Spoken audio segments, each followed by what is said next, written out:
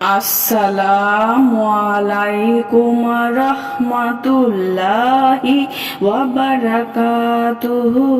সুপ্রিয় সম্মানিত দর্শক ও শ্রোতা, আশা করি মহান রব্বুল আলামিনের দয়ায় আপনারা সকলেই ভালো আছেন।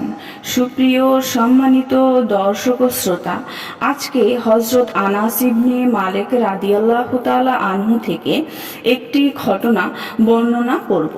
ঘটনার শিরোনাম হলো আনসারের দালান ঘর। সুপ্রিয় সম্মানিত দর্শক ও শ্রোতা, আপনাদের নিকট অনুরোধ থাকবে ঘটনাটি শেষ পর্যন্ত শোনার। হযরত আনাস ইবনে মালিক রাদিয়াল্লাহু তাআলা আনহু বলেন, একদা আল্লাহর রাসূল সাল্লাল্লাহু আলাইহি ওয়াসাল্লামের সঙ্গে আমরা বাইরে গেলাম। এক জায়গায় একটি পাকা ঘর দেখতে পেলাম। সেই ঘরটি কে বানিয়েছে আল্লাহর রাসূল সাল্লাল্লাহু আলাইহি ওয়াসাল্লাম শুনতে চাইলেন।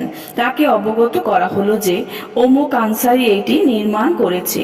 আল্লাহর রাসূল সাল্লাল্লাহু আলাইহি ওয়াসাল্লাম কোনো কথা বললেন না।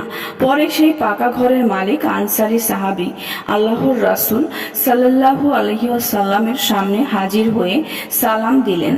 তিনি সালামের জবাব না দিয়ে এড়িয়ে গেলেন। সাহাবী আবার সালাম দিলে তিনি এবারও জবাব দিলেন না। কয়েকবার এমন হওয়ার পর তিনি বুঝতে সক্ষম হলেন তার প্রতি আল্লাহর রাসূল সাল্লাল্লাহু আলাইহি ওয়াসাল্লাম নারাজ।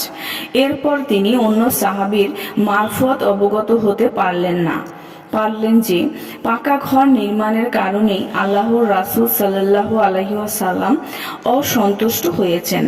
অতঃপর তিনি ফিরে এসে সেই ঘর ভেঙে ফেললেন, এমনকি মাটির সঙ্গে মিশিয়ে দিলেন। তারপর তিনি আল্লাহর রাসূল সাল্লাল্লাহু আলাইহি ওয়াসাল্লামের সামনে গেলেন, কিন্তু তাকে ঘর ভাঙার কথা কিছুই জানালেন না। আল্লাহর রাসূল সাল্লাল্লাহু আলাইহি ওয়াসাল্লাম একদা পুনরায় সেই রাস্তা দিয়ে অতিক্রমের সময় লক্ষ্য করলেন সেই পাকা ঘরটি নেই। তিনি সাহাবীদের জিজ্ঞেস করলেন, এখানকার পাকা ঘরটি কি হয়েছে? তারা বললেন, আনসারী সাহাবী আপনার নবীজির কথা অবগত হতে পেরে সেটি ভেঙে ফেলেছেন। আল্লাহর রাসূল সাল্লাল্লাহু আলাইহি ওয়াসাল্লাম ইরশাদ করলেন, বিশেষ প্রয়োজন ছাড়া পাকা ঘর নির্মাণ ক্ষতিকর। আবু দাউদ ও ইবনে মাজায় এই বর্ণনা কিছুটা সংক্ষেপে উল্লেখ করা হয়েছে। এতে বলা হয়েছে, আল্লাহর রাসূল সাল্লাল্লাহু আলাইহি ওয়াসাল্লাম সেই রাস্তা দিয়ে অতিক্রমের সময় পাকা ঘরটি না দেখে সেই ঘর সম্পর্কে জিজ্ঞেস করেন। সাহাবায়ে একরাম বললেন, আপনার অসন্তুষ্টির কথা অবগত হতে পেরে আনসারী সাহাবী পাকা ঘরটি ভেঙে ফেলেছেন। আল্লাহর রাসূল সাল্লাল্লাহু আলাইহি ওয়াসাল্লাম বললেন, আল্লাহ পাক তার উপর রহম করুন। সুপ্রিয় সম্মানিত দর্শক ও শ্রোতা, আজকের ভিডিওটি এই পর্যন্তই।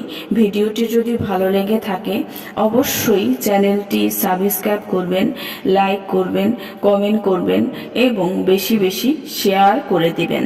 সবাই ভালো থাকবেন। আল্লাহ হাফেজ।